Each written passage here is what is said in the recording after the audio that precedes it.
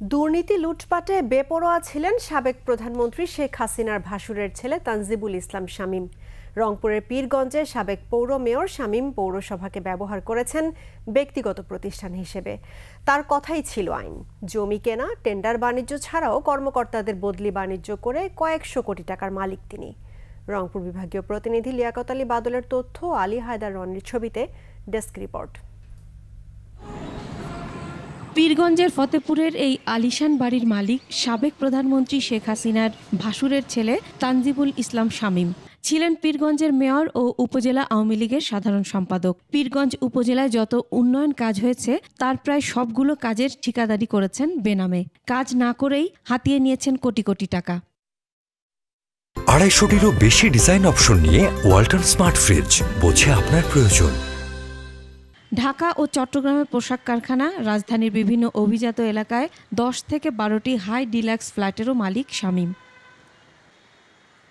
Pirganj model মসজিদ, Sheikh Kamal IT কেন্দ্র, পৌর ভবন নির্মাণ, বরেন্দ্র প্রকল্পের বিভিন্ন কাজের ঠিকাদারি, নদী খননের নামে লুটপাট করেছে শামীম। পীরগঞ্জ পৌরসভার যে কোনো কাজ করতে হলে শামীমকে দিতে হতো আগাম 6%। পরপর 2 দফা ভোট ডাকাতি করে মেয়র হয়ে এমন কোনো অপকর্ম নেই যা করেননি। পীরগঞ্জ মহিলা কলেজ, করিমুন্নেসা সহ 5টি কলেজে গভর্নিং কমিটির সভাপতির পদ দখল করে রাখেন 15 বছর ধরে। শিক্ষক কর্মচারী নিয়োগের নামে করেছেন বাণিজ্য। প্রাকৃতিক হিমাগার তৈরির কয়েক কোটি টাকা অনুদান নিয়ে আত্মসাৎ করেছেন শামীম। এলজিইডির নির্মাণ করা রাস্তাকে পৌরসভার দেখিয়ে ভুয়া প্রকল্পে লুটে নিয়েছেন শত কোটি টাকা। শামীমের অপকর্ম অনুসন্ধানে পৌর ভবনে যান 21 টিম। ক্যামেরা দেখে পালানোর চেষ্টা করেন 12 বছর ধরে পৌরসভার নির্বাহী কর্মকর্তা হাবিবুর রহমান।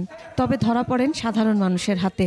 পৌরসভা চলে তার নির্দিষ্ট আইন এবং বিধির আলোকে, বিধির বাইরে আমরা কোনো কাজ করি না। গডফাদার শামীমের ছিল নিজস্ব বাহিনী।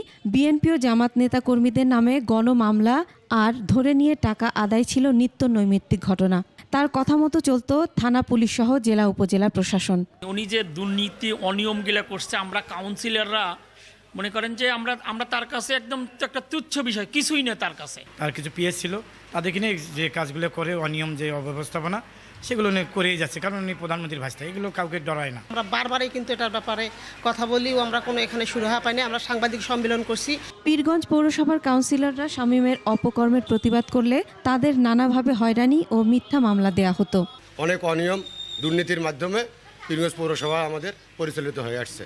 আমরা অচিরে এই কাজগুলো এবং এই দুর্নীতিগুলো বিচার চাই। অন্যের জমি, বাড়ি দখল সহ আরও অভিযোগ রয়েছে শামীমের বিরুদ্ধে। Masum আলিসা, desk report, 21 television.